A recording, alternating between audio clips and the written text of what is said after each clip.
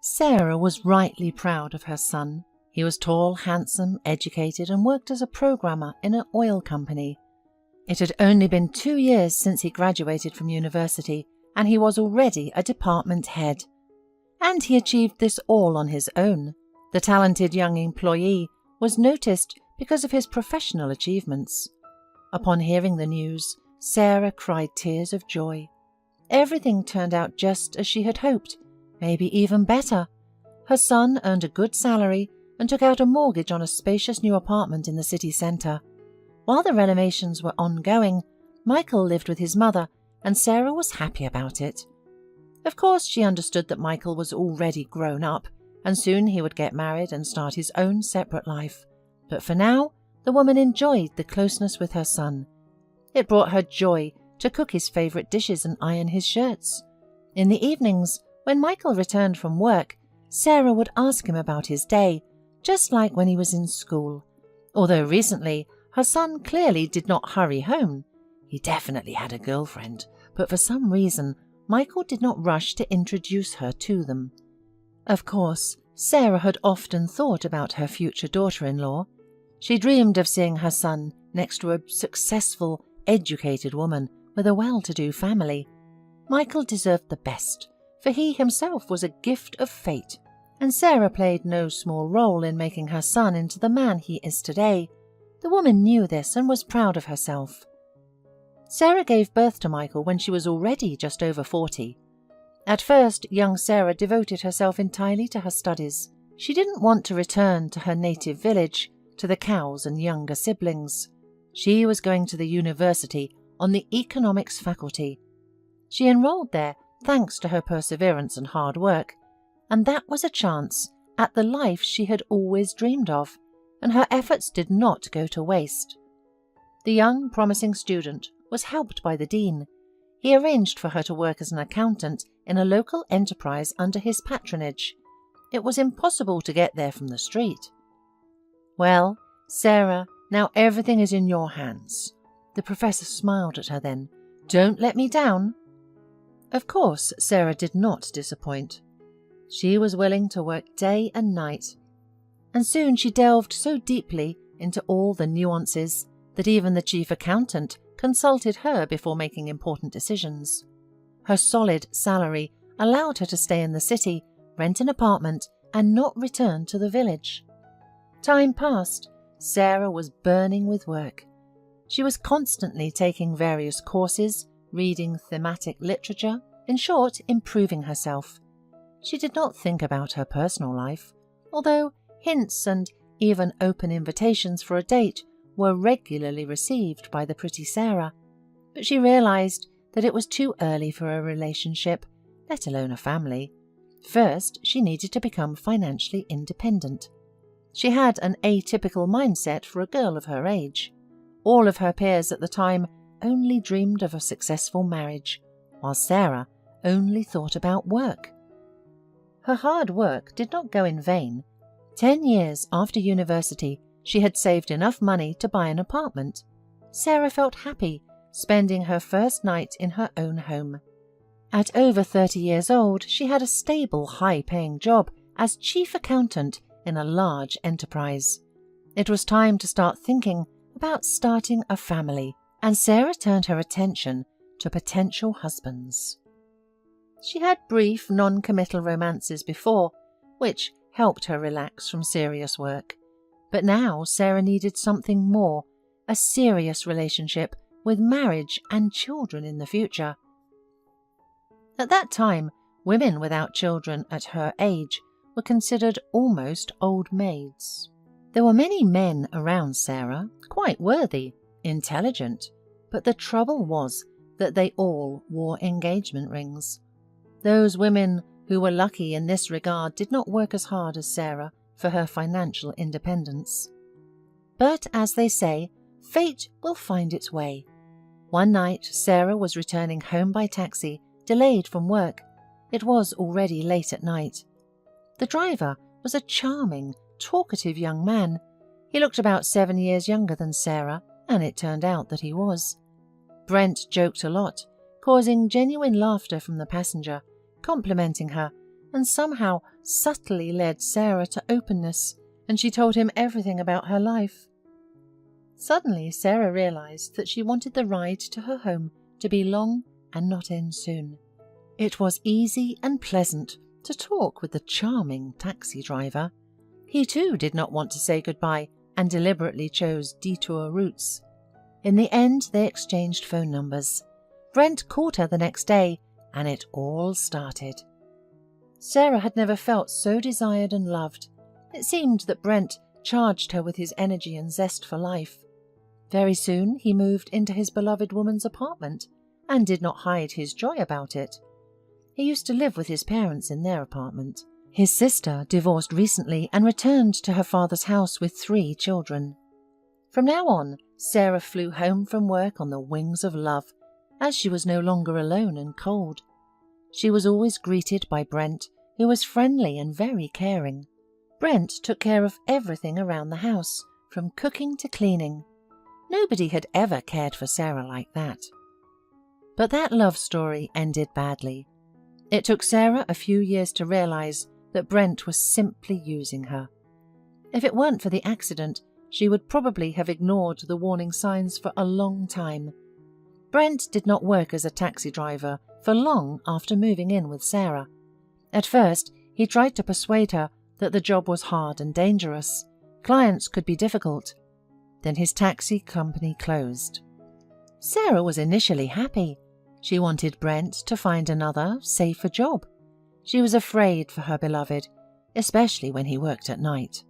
And jealousy was also present. What if Brent met a beautiful young client and fell in love with her? No, Sarah would have not been able to bear this. Her feelings for Brent were too strong. At first, Brent seemed to be looking for a job, studying ads, making calls, going to interviews, but nothing worked out. "Don't worry," Sarah reassured him. "My salary is more than enough. You don't have to rush to find a job yet." And Brent did not rush. However, he sometimes took on odd jobs. He often had to leave at night, sometimes for several days. After such trips, the guy returned happy, and Sarah thought that she understood his feelings. She herself liked feeling financially dependent. She thought that the opportunity to earn money pleased her beloved. But she was wrong. One day, Sarah went to a nearby town for an audit. Brent was working at that time and warned her that he would not be home for at least 2 days. After the audit, Sarah went to a restaurant for dinner, and that's where she saw this ugly scene at the next table. No, it looked very admirable from the outside. The sweet guy looked at the young lady sitting in front of him with loving eyes, stroked her hand, adjusted her hair, and kissed her from time to time. A beautiful couple, a pure feeling. The problem was that this guy was Brent. He didn't notice her, and Sarah was glad about it. Firstly, she didn't want to create a scene in front of her colleagues, and secondly, she needed to gather her thoughts before having a serious conversation, and also to experience this betrayal somehow, to pour out her emotions when no one saw her. At home, Sarah buried her face in the pillow and started crying.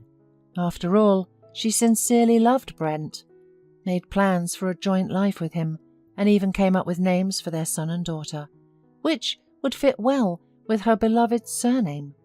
And now all these dreams were over. But the scene she witnessed put everything in its place. Of course, Sarah understood that this was not normal, that she fully supported an adult man who was in no hurry to find work. A period of a few months of temporary crisis is normal, but Brent had been sitting on her neck for a couple of years now, and these supposed odd jobs were just a cover for such meetings with women on the side.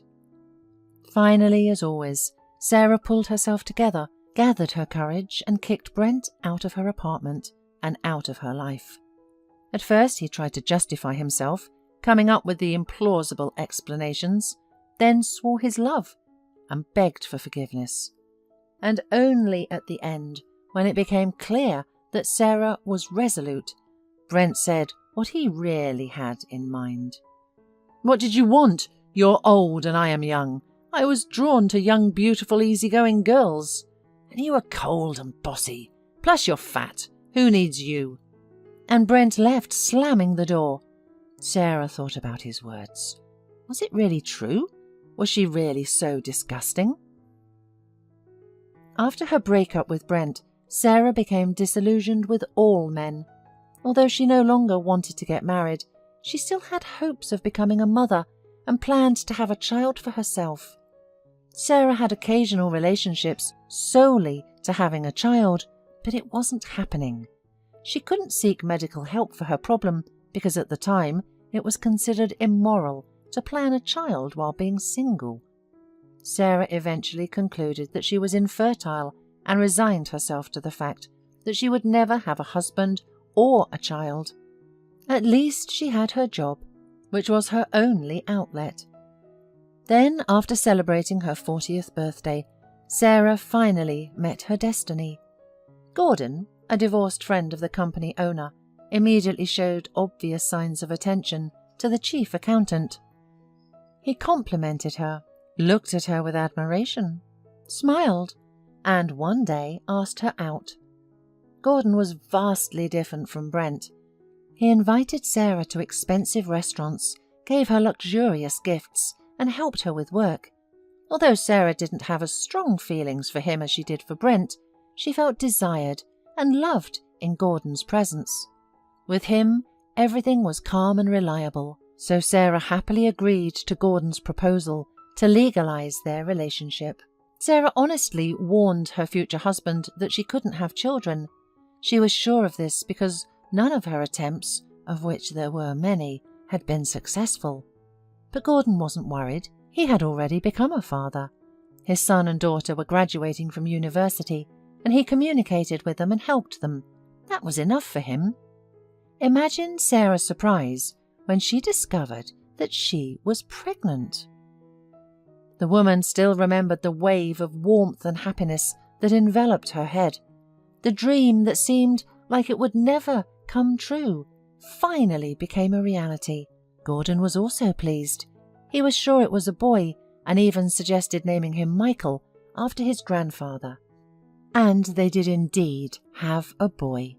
However, his father never got to see him. Sarah's personal happiness was short-lived. Gordon's life was taken by a sudden stroke.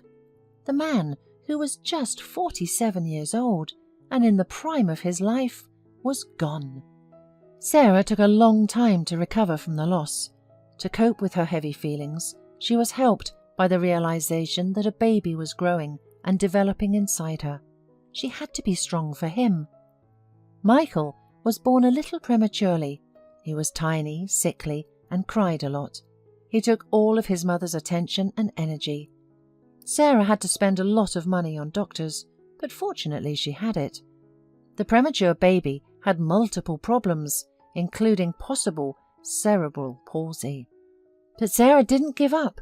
She searched for outstanding rehabilitation specialists, studied medical news, fought her way into the best medical centers, and it all paid off. By the time he was in school, Michael was not only healthy, but also advanced beyond his years. Medals for prize-winning places in swimming hung over his bed. A piano stood in the corner of the child's room, on which the preschooler already played classical pieces quite well, and shelves were overflowing with colourful children's books. His mother tried to instill in him an interest in reading, and she succeeded. Of course, Michael only received top grades in school and continued to please his mother with his athletic achievements. In middle school, Michael became interested in programming. Sarah supported this useful hobby and bought him a powerful computer, some discs and a bunch of other gadgets. Sarah sponsored her enthusiastic child, and it paid off. Michael soon began to win programming Olympiads. Sarah's heart sang with happiness when her son brought home another certificate. It was then that she realized that her son would go far and achieve much. All of this was the merit of Sarah. She devoted herself to her son, first his health, then his development and upbringing. The woman took him to clubs and sections, went with him to competitions, and combined all of this with her demanding job. Sarah had a hard time without support. Sometimes she looked sadly at the fathers who walked with their children and brought them to kindergarten or school. Gordon would have been a very attentive and caring father. Life with him would have been easier and more pleasant. But it turned out as it did, and now the woman did her best for her son. In late motherhood, Sarah saw many advantages. Young mothers often broke down on their children or neglected them, pursuing their careers, personal life, meeting with friends, going to beauty salons. She, on the other hand, perfectly understood that a child was a priceless gift and did not spare time and effort to develop her son. Michael entered the university and passed, and he studied there for only excellent grades until the 4th year. Sarah always trembled with fear when she remembered that time. Michael was literally replaced by someone else. He gained some strange friends. At first Sarah was even glad. Michael devoted almost all his time to studying, just like she did once. But he was a young guy and he needed to have fun, socialize with peers, and fall in love. When, if not now? The woman did not object to his nocturnal walks. Her heart was squeezed with fear. Her imagination drew terrible pictures. But Sarah did not show her feelings. She understood that it had to be this way. But gradually it got to the point that Michael disappeared in clubs almost every night. He would come back in the morning, happy and on wobbly legs. He would make it to his bed and lay down on it in his clothes. Yes, it was a difficult period. Of course, his studies suffered greatly. The dean of the faculty called Sarah and warned her that if all of this continued, they would have to expel Michael. The woman was shocked. She tried to talk to her son, but he only snarled and rudely replied. Sarah did not recognize her child. Michael was always so polite, so understanding and considerate, but now he was cursing and swearing. There was so much aggression in his words and movements. Sarah tried to influence Michael with money by simply stopping his financing, only giving him money for transport to the university. But his clubbing continued, and soon the woman realized where her son was getting his money from. Several gold chains and rings were missing from her jewelry box. And then it turned out that Michael failed his exams, and he was expelled. It was too much.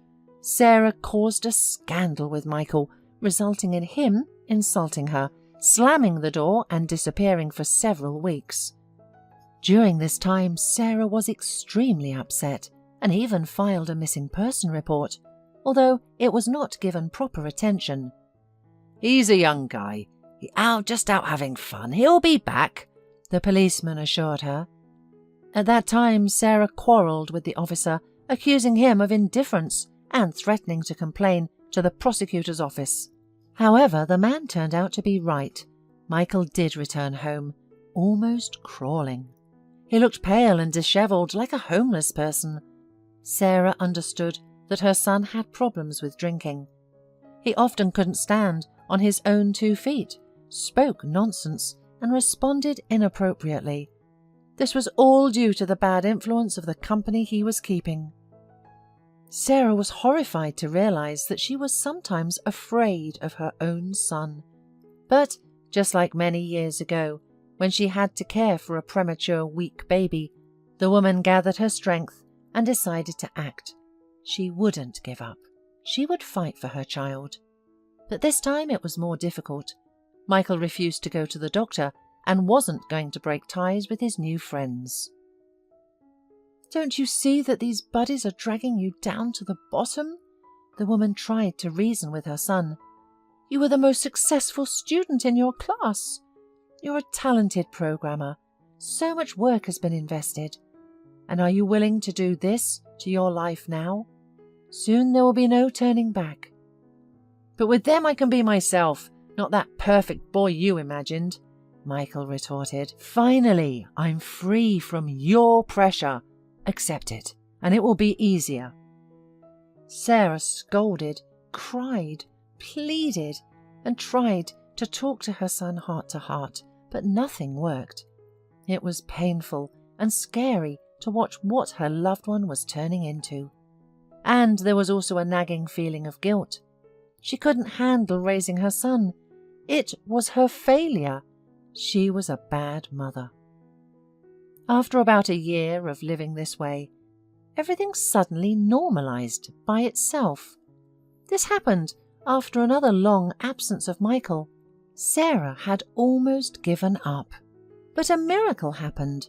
Michael changed again.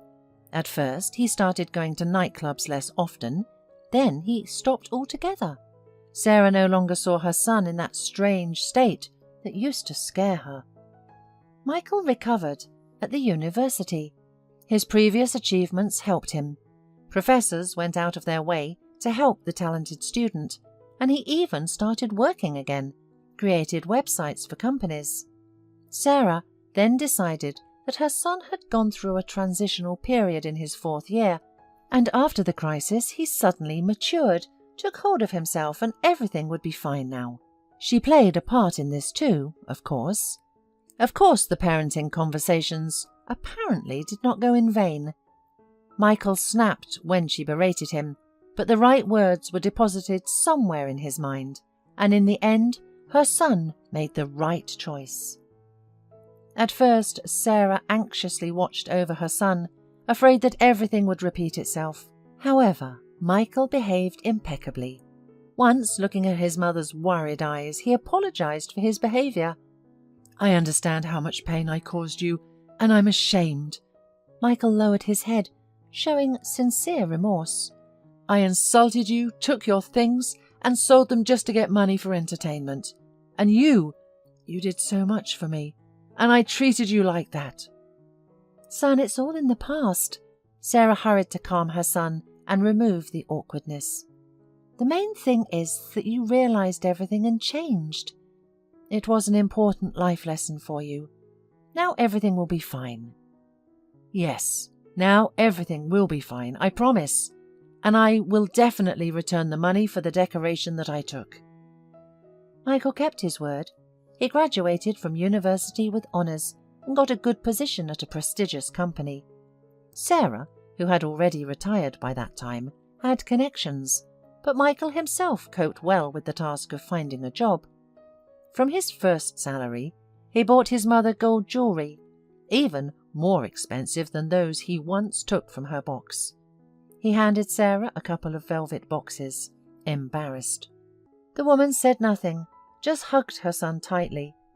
They were the closest and dearest people on earth. Time passed, and Michael worked, bought an apartment and started renovating it. Occasionally, Sarah travelled with her son. Michael involved his mother into this fascinating hobby, often giving her interesting tours around the country, and sometimes he went with her himself. It seemed that there were no secrets between the mother and son. They talked about all sorts of things and discussed everything in the world. However, Sarah understood that Michael had a girlfriend, about whom he was somehow silent. The woman tried to ask questions, but her son answered evasively, and once said directly that everything has its time. And Sarah stopped asking. After all, an adult has the right to a personal life. There was another forbidden topic for conversation. Michael never talked about what happened to him during that difficult period, why he suddenly changed, what kind of friends he had at that time, what the guy was doing when he didn't come home for days, and most importantly, how he managed to break free from a bog pulling him down. Michael immediately became gloomy and closed when Sarah tried to talk to him, and the woman gradually stopped trying. Sarah sat in her armchair and embroidered, as she had recently taken up needlework. It was a soothing pastime, and the beautiful pictures she created were pleasing. The living room wall was already covered with them. Previously, Sarah was always occupied with her son and work, and there simply wasn't enough energy for such pleasant little things as needlework. The TV was playing in the background, showing the plot of the next soap opera. Not that Sarah loved these sentimental series, she just sometimes wanted to watch something light and unburdening. The years probably take their toll. After all, she is almost 65. Soon, perhaps, grandchildren will come. The phone on the coffee table rang and Sarah looked at the screen. It was her son calling. "Hello, Mum. I have a request for you. Can you prepare something special for dinner tonight? You're good at many things. Choose something at your discretion." "Of course, with pleasure. Can you be more specific about what you want?" "Mum, it's not for me. We have a guest today. I'll introduce you to my fiancé." "What?" Sarah sat up straight in her chair. "Why didn't you tell me earlier? I would have prepared more. It's such a grand event." "That's why I didn't tell you in advance, so you wouldn't worry and wouldn't come up with anything special. Just prepare one of your favourite dishes, and I'll buy wine. That's enough." "No, it's not enough," Sarah objected. "What about matching napkins and tableware? What about candles? What about decor? I want to welcome your fiancé with dignity." "Mum, what candles?" Sarah felt her son smiling. "Just set the table for 3. Charlize doesn't like excessive formality." "So, her name is Charlize," Sarah said. She suddenly realized it was the only thing she knew about the girl her son loved. Who is she? How old is she? What does she do? Tell me something, at least. "We'll talk about it when we meet," Michael promised. "It will be a topic for conversation. You'll like her. She's nice." Hours passed quickly, and Sarah was busy with pleasant chores. She went to the store for matching napkins and candles, and she needed to buy something else for the table. Sarah baked a goose with apples in the oven, a dish that she excelled at, made a couple of salads, and beautifully set the table by the appointed time. Soon her son and Charlize would arrive. She must be a very worthy and beautiful girl, since Michael chose her. Sarah wondered who her parents were, because she so depended on the family. Would the girl like their apartment? Would she find the ambience too simple? Sarah's heart was pounding with joyful anticipation. Her son said he would introduce her to his fiancé. That meant they decided to get married. What happiness! The time was not far off when Michael would give her grandchildren. Sarah couldn't wait to spoil the little ones. She believed she would be the perfect grandmother, the one that neither she nor her son ever had. Caring, loving, attentive. Finally, the sound of the door opening was heard. Sarah went to the hallway to greet her guests. Her son came into the apartment first. Behind him was a young girl, slender, pale, and shy. In her hands was a simple leatherette bag, and on her feet worn ballet flats from a Chinese store. Sarah immediately noticed these details. "Welcome, dear guests." The woman found the strength to smile. Charlize modestly sat next to Michael. Sarah sat opposite the girl. She was cute, of course, delicate like a deer. Michael looked even more masculine and strong next to her. The woman could fully understand what attracted her son to this young creature. It turned out that Charlize was a couple of years younger than Michael. After graduating from nursing school, she worked in a private clinic. Sarah began to ponder. The profession is certainly noble and necessary, but why not become a doctor instead of a nurse? Either Charlize lacks ambition, or she was lazy, or she was not smart enough.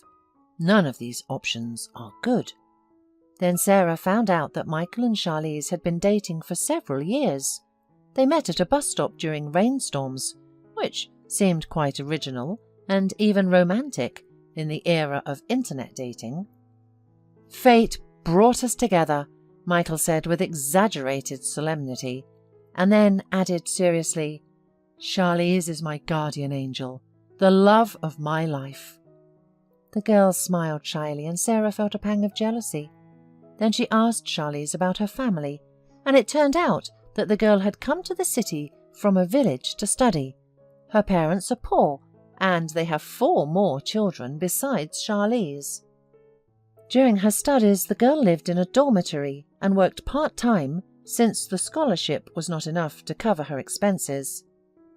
After graduation, she got a job, and life became easier. There were funds for rent, clothes, and food. Later, she accidentally met Michael and realized that she had fallen in love.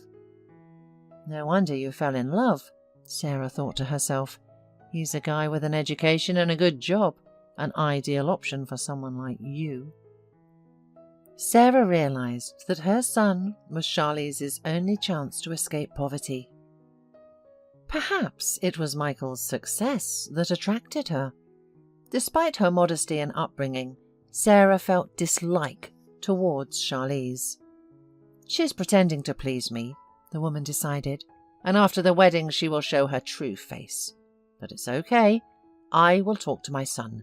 He doesn't notice anything now because of his strong feelings. To avoid putting her son in an awkward position, Sarah pretended to be friendly. Michael, in turn, appeared to be in love and happy. Sarah understood him. She was once in love too. Many years ago, a charming young taxi driver, Brent, had also made her head spin, and it took her several years to realize that he was using her shamelessly. Sarah didn't want such a scenario for Michael. After dinner, Michael went to see Charlize off to the taxi. Sarah found the strength to smile goodbye, but Charlize noticed the true emotions of her future mother-in-law. Sensitive person, but most importantly, the son did not understand anything, thought Sarah. Sarah dreamed of a different life for her successful and promising son, not a poor girl who didn't even have a higher education. She planned to talk to him cautiously so as not to hurt or push him away. "Well, what do you think of Charlize?" Michael asked when he would return home. "She's charming, isn't she?" "Cute, yes." Sarah didn't argue. "And is it all serious between you two?" "It couldn't be more serious. I love her more than life itself, and we're getting married by the end of the year. That's my decision." "But maybe you shouldn't rush it? Date, go out. Who's stopping you? But a wedding, it's a very serious commitment." "Mum, what's wrong with you?" Michael nervously blinked. "Don't you like Charlize?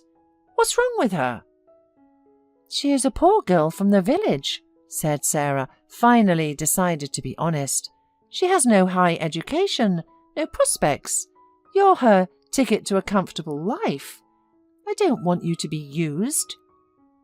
"Do you think I can only be loved for my car, apartment and salary, and I'm nothing by myself?" "What? I don't mean that at all," Sarah protested. "You're the most wonderful person. You deserve the best. But Charlize, she's not the right match for you. Don't rush. You'll find a bride who suits you better. I never told you, but there was a time in my life when I had an Alfonso sitting on my neck. It was painful and humiliating." "Mum, don't talk about her like that," Michael said reproachfully, and Sarah immediately understood that if she continued in the same vein, she would lose her son's favour. He was too charmed by Charlize now. "And remember yourself, you're from the village too, and from a poor family. You and Charlize have a lot in common." "Not so much. I didn't try to improve my financial situation by marrying a rich man. I achieved everything myself." "Mum!" Michael said in a chiding tone. "Okay, sorry," his mother sighed. "Since you've chosen her, she must be perfect." "You'll like her someday, when you get to know her better." Michael finally smiled. After this conversation, Sarah tried many times to dissuade her son, hinting to him that he shouldn't rush, that he should look closer at his bride-to-be. But Michael remained unyielding. He claimed that he loved Charlize and that their feelings were tested by time. He also begged his mother to treat his fiancée kindly. Sarah tried very hard not to show her dislike, but sometimes she just couldn't help herself. "Why didn't you get a higher education?" Sarah asked Charlize once. This question kept bothering her. Her friends already knew that her son was preparing for a wedding, and of course they asked about the bride. Sarah even felt a bit awkward answering their questions, and now she wanted to put Charlize in the same uncomfortable position. "I had to work," the girl shrugged. "After I finished nursing courses, I was asked to vacate the dormitory, so I had to work. You can't study at a medical university remotely. I couldn't combine studying with work." Sarah shook her head, thinking to herself that the girl was just lazy. In her own time, she had worked from dawn until dusk and had not relied on a rich boyfriend to improve her financial situation. The young couple decided not to have a lavish wedding, instead choosing a dinner with the closest friends at a restaurant before flying off for a beach vacation. Sarah was upset with this because she had dreamed of a grand celebration with the bride in a white dress and veil, her handsome son in an elegant suit, family and friends on both sides. After their honeymoon, the newlyweds moved into Michael's apartment, which he had already renovated. At first the young couple visited Sarah often, but their visits dwindled and eventually stopped altogether. "Have you forgotten about me completely?" Sarah asked her son indignantly during a phone call. "You're always nitpicking at Charlize," Michael explained. "That's why we don't come over anymore, to avoid irritating you unnecessarily." "She's turning you against me," Sarah replied. "Mum, I love Charlize, and I love you too. Don't make me choose between the two. It's hard." Sarah did indeed try to criticize Charlize every chance she got. She often commented on Charlize's clothing, her inability to discuss art and literature, her loud spoon clanking against a cup while stirring sugar, and her loud laughter. Sarah tried to say these comments as friendly advice, and Charlize didn't seem offended, or at least didn't show it. However, she probably voiced her feelings to her husband later. With each passing day, Charlize annoyed Sarah more and more. "She's pretending to be modest. These villagers from a poor family are so cunning, worldly wise, and experienced that it was probably easy for her to deceive my respectable, intelligent son. It was probably an easy task for her," complained Sarah to her friend. One day, Sarah had a strong stomachache that made it impossible to breathe. She decided not to wait in line at a state clinic and instead went to a good private clinic. Within an hour, she was sitting outside the doctor's office. How different private clinics were from the state ones. Smiling staff, a friendly atmosphere, stylish interiors, no unpleasant people, no horrible smells. Sarah was asked to wait for 5 minutes, and she settled on a soft leather couch, opening a magazine lying on the table. Suddenly, she heard a familiar voice. "Please, come in. Leonard is waiting for you," Charlize said with a smile to a patient. What a coincidence! Sarah had unknowingly scheduled an appointment at the clinic where her daughter-in-law worked. For some reason, Sarah didn't want Charlize to notice her now. She quickly covered her face with the magazine while watching the pretty nurse closely. Charlize exchanged a few words with a colleague at the reception, signed some documents, and then the doctor, a handsome tall man, came out of the office. Sarah didn't like the way he was looking at Charlize at all. The doctor couldn't take his eyes off the nurse, clearly enamoured with her. He asked Charlize a question and she responded, bringing a smile to the doctor's face. Was she flirting? Sarah found it hard to breathe. How disappointing for her son. He picked up a poor girl and she's playing around at work in gratitude. The doctor approached Charlize and spoke to her again, his gaze leaving no doubt that he was head over heels in love. Charlize replied briefly and hurried down the hallway. The man was watching her until she disappeared into one of the rooms. The scene Sarah had just witnessed was shocking on one hand, but on the other, she was glad. After all, she was right about Charlize. The examination by the therapist and ultrasound showed that everything was fine with Sarah. She was pleased with the result, but now an entirely different question occupied her mind: how to open her son's eyes and save him from this greedy, unfaithful woman. As a mother, she had to do something right now. Sarah called her son. "How are you doing?" The woman started. "How's family life?" "Everything's great," her son replied. "Are you sure?" "Mum, that is a strange question. Of course I'm sure.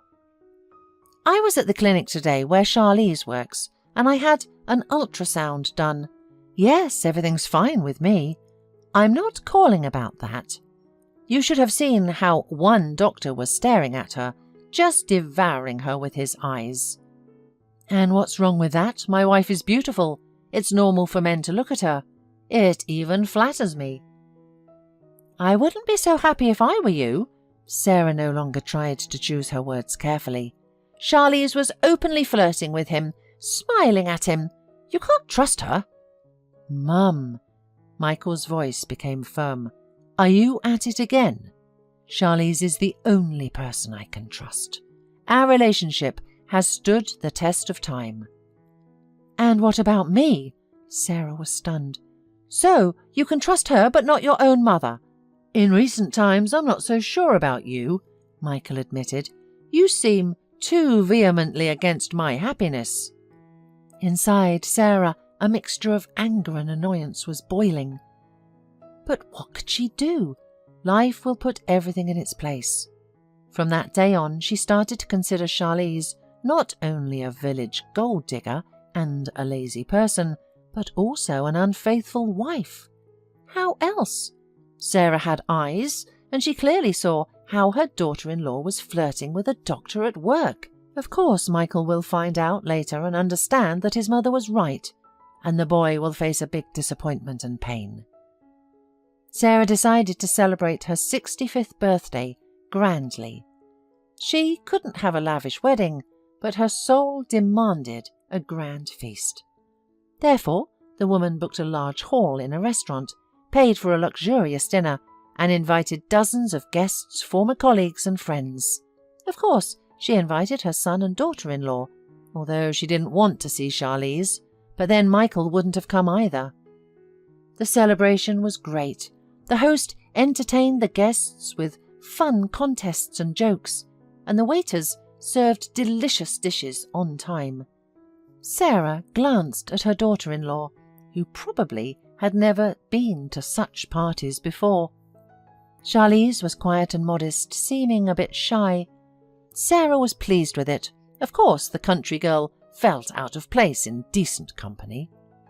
Meanwhile, the guests took turns, saying kind words about Sarah and listing her career achievements. They praised her ability to make friends and her strong character. Sarah was melting with pleasure. It was nice that her loved ones noticed her merits and appreciated them. Then it was time for her son to make a toast. He got up with Charlize. Sarah looked at Michael and was charmed by his handsome appearance. He looked like a Hollywood actor in his jacket and shirt. Michael spoke touching words of love for his mother and praised her for all she had done for him. Suddenly, he said something that surprised everyone, including Sarah. "But our biggest gift to you will be in March, when you will come to the maternity hospital for your grandson." There was applause, congratulations reigned, people smiled, someone even shed a tear. Charlize looked down shyly, while Michael encouraged her by hugging her shoulders. Only Sarah sat with a stony face, unhappy thoughts swirling in her head. In March, that means Charlize was about halfway through her term, and Michael told her only now, as if she were a stranger. Instead of being happy that the grandchild she had long dreamed of would soon appear, Sarah felt an unpleasant feeling that she had become a secondary character in her son's life. And all because of whom? Because of the village girl who flirts with doctors at work while pregnant. Later, Sarah regretted her behaviour. But what's done is done. When everyone calmed down a bit, Sarah got up from her seat and asked that terrible question. "Michael, are you sure the child is yours?" At that moment, the scene from the clinic was clearly in Sarah's mind. The doctor devouring the daughter-in-law with his eyes, charming Charlize, smiling back at him. Sparks were clearly flying between colleagues, but what else could Sarah think? The toastmaster tried to turn everything into a joke. He succeeded to some extent. The guests laughed, but her son, Michael's face froze, pain and disappointment freezing in his eyes. Charlize first blushed to the roots of her hair, then turned around and left the room without looking back. Michael, giving his mother a disappointed look, hurried after his wife. Sarah suddenly realized that her son was now truly angry with her. The guests behaved as if nothing had happened, enjoying themselves, singing songs, participating in competitions. Everyone preferred to ignore the awkward moments, not to spoil the celebration. An old friend came to Sarah and supported her. Her son had recently divorced, and his wife had received half of the property, which she had nothing to do with, and now she was not allowing her former mother-in-law to see her grandchildren. "I wish I could have been as brave and direct as you were in my time," the friend said, shaking her head and hugging Sarah by the shoulders. Michael got offended. "How can we make peace with him now?" asked upset Sarah. "Truth is too unpleasant. That's why it stings the eyes. Don't worry, he's your own son. He'll understand everything, and his mother will always forgive him," comforted the friend. However, Michael seemed to have no intention of forgiving his mother. Sarah tried calling him several times, but he ignored her calls and then even blocked her number. 2 months passed, and Sarah couldn't find peace. She missed her son and wanted to hear his voice and see his beloved eyes. She longed for their heartfelt conversations and walks together. The woman regretted what happened on her anniversary, but she didn't change her opinion about Charlize. On the contrary, she became more convinced that the child was not Michael's. Charlize was afraid of being exposed, so she prevented communication between mother and son. Sarah would have told him everything she saw. He would have found out that her suspicions were not unfounded, and he would have doubted her. Meanwhile, Michael had erected an invisible barrier around his family and did not let his mother, once his closest and beloved person, inside. Sarah had never felt so lonely before. If something happened to her now, it seemed that no one would notice. But then one day Michael came to her house unannounced. He opened the door with his key and walked into the hallway as if nothing had happened. Sarah was sitting with her handicraft in front of the TV at that moment. His unexpected appearance excited and pleased her. Sarah jumped up and her embroidery fell straight to the floor. Michael looked calm and determined. Such a grown-up, real man. How she missed him. "Michael, you've come!" exclaimed the woman, trying to embrace her son, but he evaded her. "Mum, we need to talk very seriously." "About the incident on the anniversary? I regret it myself, really." "Well, then maybe you'll come with me now to our place and ask Charlize for forgiveness." "Ask Charlize for forgiveness?" Sarah blinked in surprise. "I'm not guilty before her. I wanted to ask for forgiveness from you. I should have told you the truth about your wife in private. You know, I saw her." "So, you still don't understand anything?" Michael interrupted, looking at his mother with bitterness. "Okay, it's my own fault. I should have told you right away, when I noticed you didn't like Charlize, but she stopped me. She asked me not to worry you unnecessarily, and she didn't want to look like a saintly saviour in your eyes. But since that's the case, make some tea."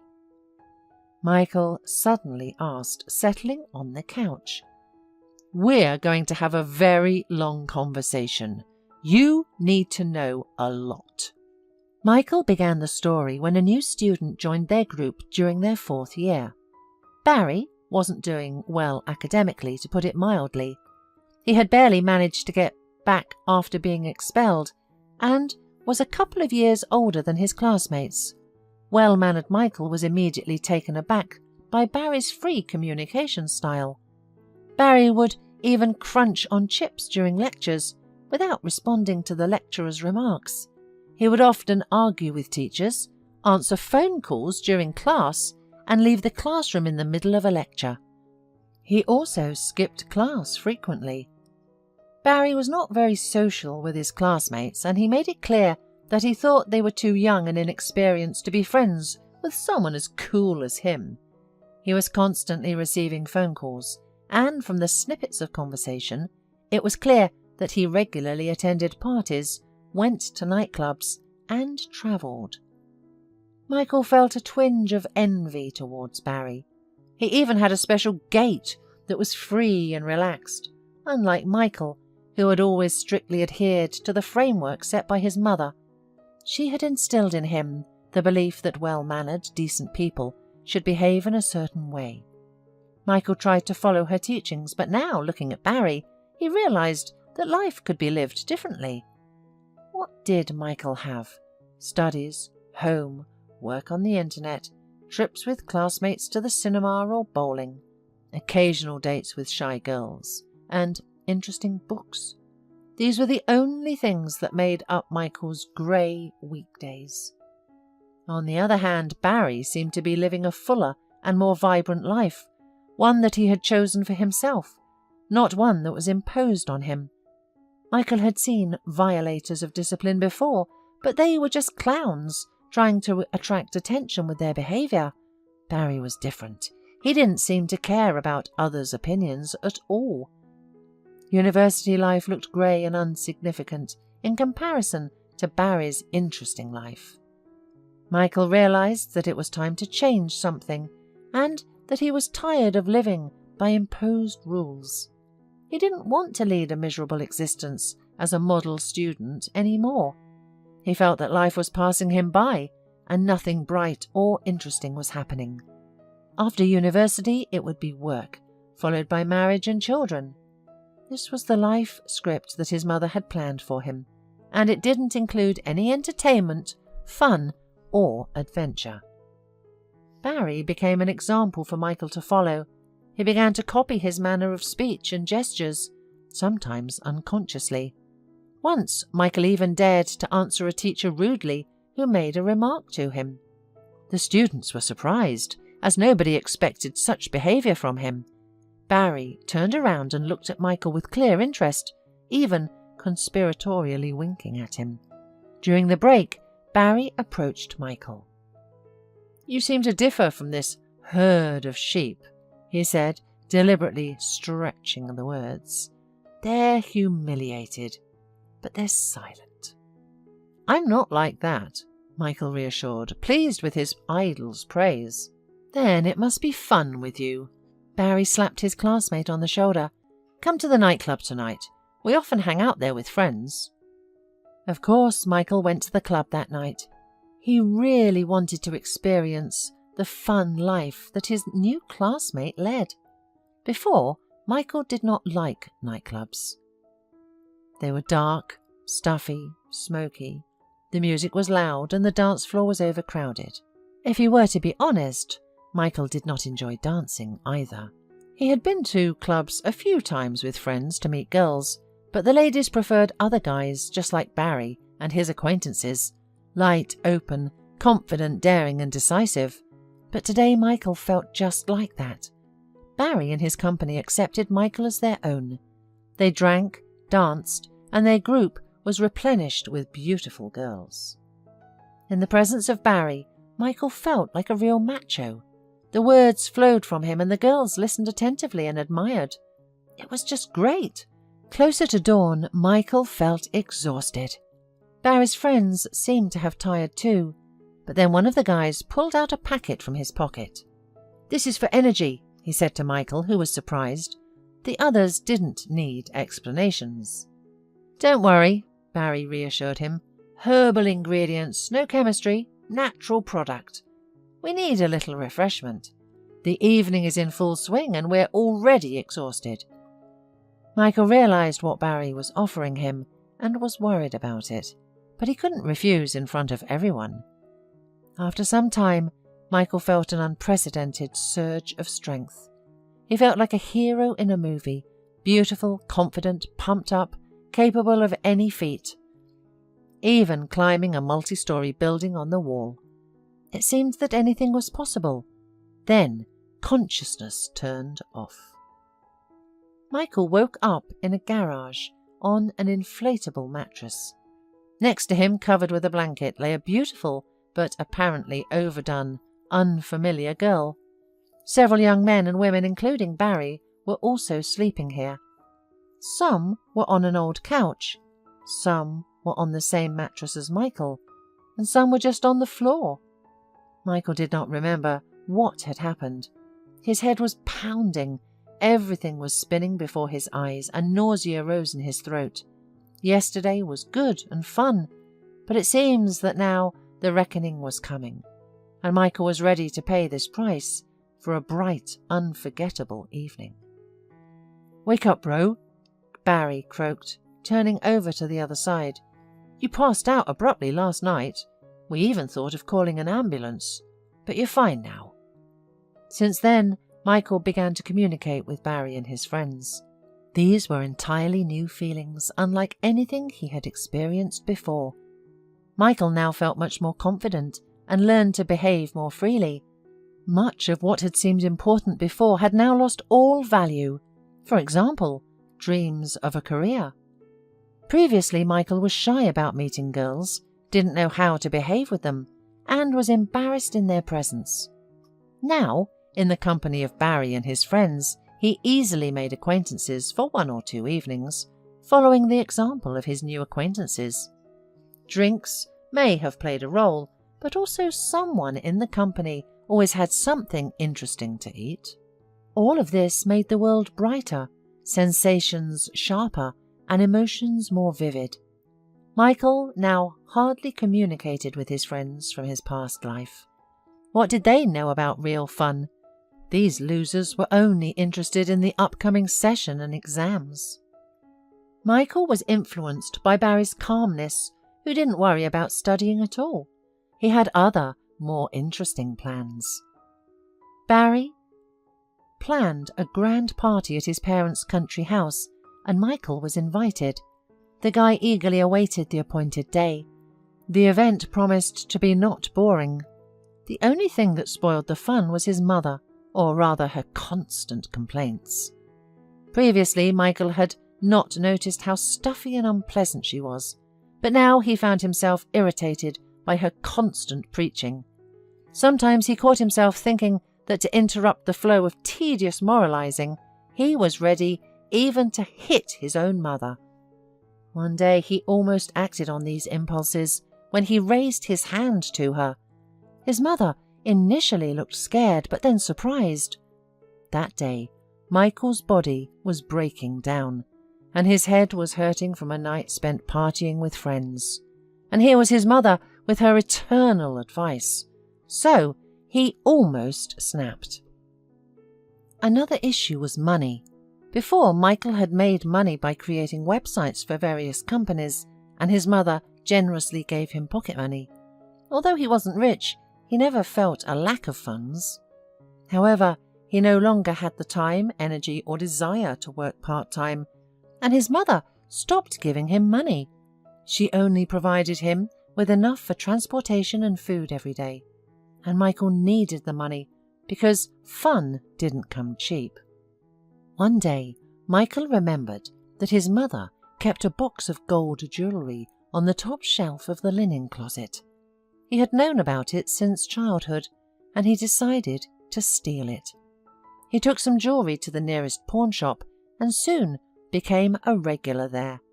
Strangely enough, he didn't feel guilty about it at the time, as he was focused on getting the money he needed to maintain his lifestyle. Apparently, his brain had already begun to degenerate. True, he did not realise it at the time and did not regret anything. Michael failed the session and did not show up for exams, just like Barry. When his mother found out, it caused another scandal, which finally pushed Michael over the edge. He swung at her again and probably would have hit her in the face if she had not dodged. Sarah turned pale, covered her face with her hands and burst into tears. Michael saw his mother crying for the first time, but even this sight did not make him come to his senses. He waited for her to go to the store and snuck into her room. The same box was there. He still had time to go to the pawn shop, and he needed money before it closed. Michael wanted to distract himself, relieve the tension, have some fun, or anything to avoid the unbearable feeling of irritation. However, an unpleasant surprise awaited him. Sarah discovered the missing jewellery and hid the box. Michael then turned everything upside down in the apartment, throwing books off the shelves, emptying drawers and dressers, and even checking the cupboards. All in vain, as the casket was not there. In anger, Michael smashed several plates and rushed out of the apartment, which was already starting to feel like a prison to him. He went to Barry's garage, where his friend was recovering from last night's party. Neither of them looked excellent.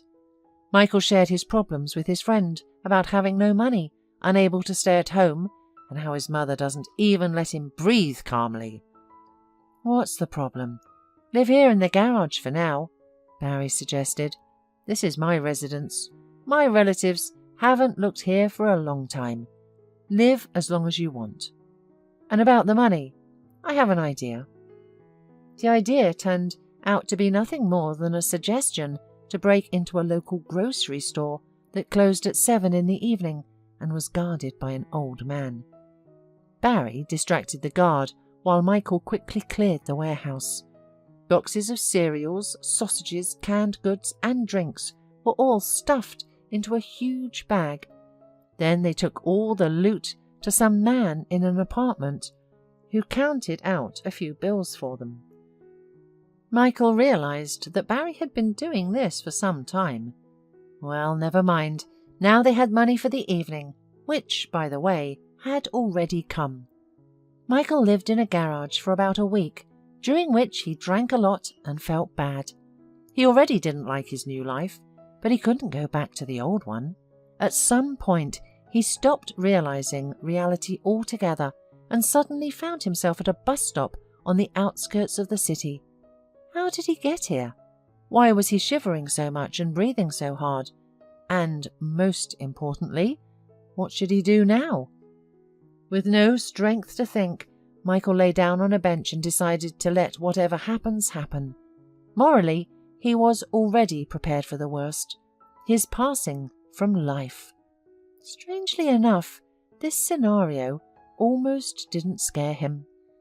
It was cold and raining with snow, and a piercing wind was blowing. People had long been sitting at home, and there was nowhere to wait for salvation. Would anyone help a dirty, ragged, homeless person like Michael? He realized that they would probably just think he drank and fell asleep and pass him by. And then a miracle happened. A beautiful young girl suddenly leaned over him with worried eyes and an excited voice. The girl looked so pure and noble, especially compared to the ladies that Barry had been spending time with recently. "Are you feeling unwell?" asked a stranger. "Should I call an ambulance?" Michael muttered something incoherent. The girl immediately took out her phone from her coat pocket and called an ambulance. While waiting for the paramedics, the stranger measured Michael's pulse. Fear was visible on her face. The guy concluded that his business was bad. But despite the pain, nausea and dizziness, he wanted to admire the girl's kind eyes.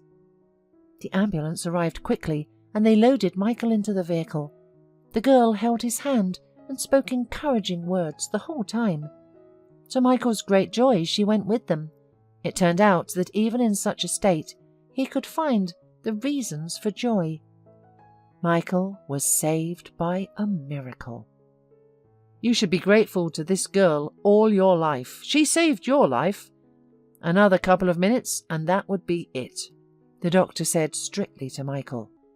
Michael nodded in agreement. Speaking was still difficult for him. Do you want me to tell someone where you are? Michael shook his head. No, my mother can't know about this for anything. She just won't be able to handle it.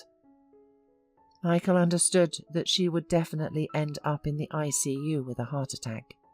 It's your right, you're an adult, so you decide. By the way, if this happens again, you probably won't survive it. You were lucky this time, but you need to get treated urgently. Think about my words. Michael thought and decided that he would be more careful about the number of pills he used. Many people used them, and he saw it every day, so he knows the measure. Nothing terrible will happen. Michael dreamed of getting out of the hospital as soon as possible to meet Barry. He missed the fun, laughter and carelessness. The hospital walls were oppressive and the procedures were exhausting. By the way, none of his new friends visited Michael in the hospital, although he called Barry as soon as he could and told him where he was. Barry sympathized over the phone and said that yes, it happens. He only asked not to mention his name to anyone and not to talk about others. Meanwhile, Charlize, the girl from the bus stop, came to see Michael several times. It turned out that she was also a nurse, so she could quickly and accurately assess his condition. The first time Charlize visited Michael was to find out how he was doing. She was afraid that they hadn't saved him. Finding out that everything was fine, the girl breathed a sigh of relief. Somehow, imperceptibly, Michael told Charlize about everything that had been happening to him lately. The girl listened attentively, without interrupting. During his monologue, Michael realized how terrible his story sounded. He was ashamed of himself. He was kicked out of university, ruined his relationship with his mother, took her jewelry, and hung out with a bad crowd. The guy thought that after his words, Charlize would get up and leave. Decent people needed to stay away from people like him. But to his surprise, the girl stayed with him for a long time. On that day, until the end of the visiting hours, they talked about abstract topics, and Michael admired her beautiful face, slender figure and charming smile. Charlize came to visit him a few more times and apparently enjoyed talking to Michael. One day she opened up to him and shared her story. It turned out that Charlize had come to the city from a village, having grown up in a penniless and large family. Despite the challenges, she always studied well and worked hard. She had 2 dreams: to escape poverty and to help people. Both of these dreams had come true, as she had managed to finish school and become a nurse, helping people every day. Charlize was proud that she had worked hard and didn't depend on anyone. Compared to her story, Michael's life seemed even less attractive. She had achieved so much despite not having any support, whereas Michael's mother had always been there for him, and Michael could not even finish his studies at university. Conversations with Charlize made Michael think about his life and reconsider his views on things. Being around Barry's friends no longer seemed as appealing to Michael.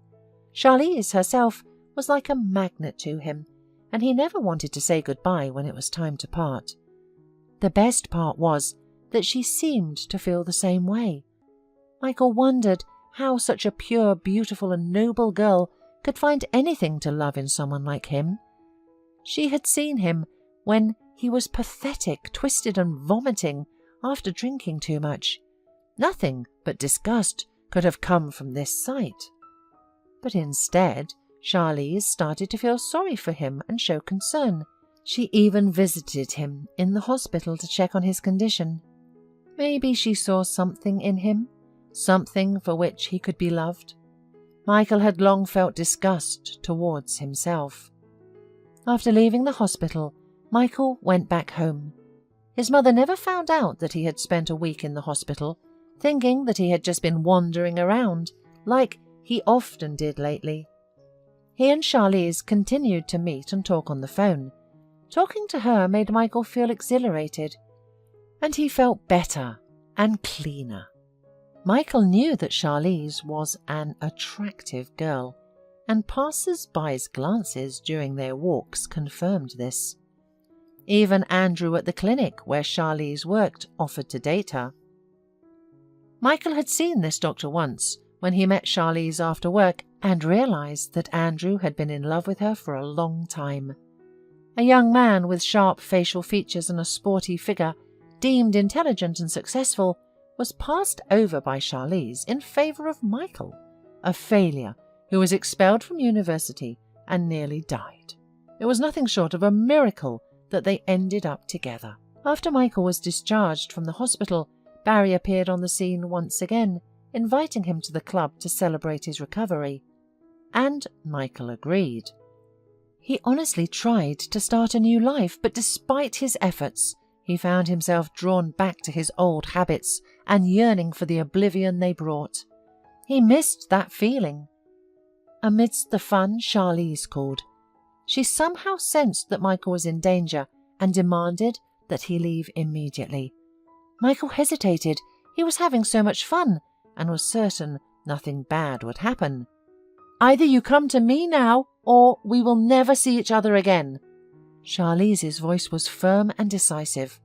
There was no doubt she was serious. Michael surveyed the hall. A crowd of dancing people, loud music and cigarette smoke rising in the air. Memories of Charlize and her smile flashed through his mind. He remembered Andrew's sad look when she took Michael's arm on the porch. Michael blinked, and the scene changed. Now he lay resigned at a bus stop, facing his own inevitable end. An anxious, beautiful face leaned over him. Michael called a taxi and went to Charlize. The choice was easy. Charlize hugged him tightly, pressing against him. "I was afraid it was too late, that I would lose you again," she admitted.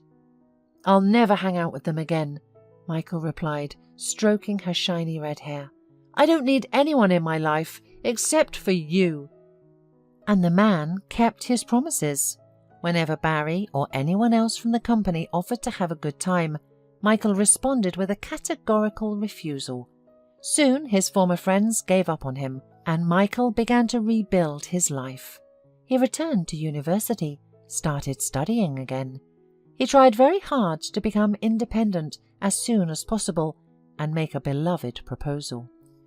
His mother couldn't have been happier with her son, who had made up his mind. It seemed to her that he had realized his mistakes and made the right choice. Michael and Charlize decided not to tell her what really happened. It was too scary and ugly a story. Michael didn't introduce Charlize to his mother because he wanted to present her as his fiancée, not just a girl from the street. He felt it was the right thing to do. Finally, 2 years after graduating from university, Michael realized that the material base was ready and he could start a family. He made a proposal to Charlize, and although it wasn't a surprise for her, it made her pleased. However, there was only one hitch with meeting Michael's mother. Charlize immediately realized that his mother didn't like her. Sarah, of course, tried to hide it, but it didn't work out very well. Michael believed that everything would change after the wedding, but it only got worse. Charlize pretended that everything was fine, that his mother's behaviour didn't bother her at all, but Michael saw that his wife was really struggling with the situation. The man himself sincerely wondered how anyone could not like Charlize. She was perfect, beautiful, kind, loyal, caring, and brave.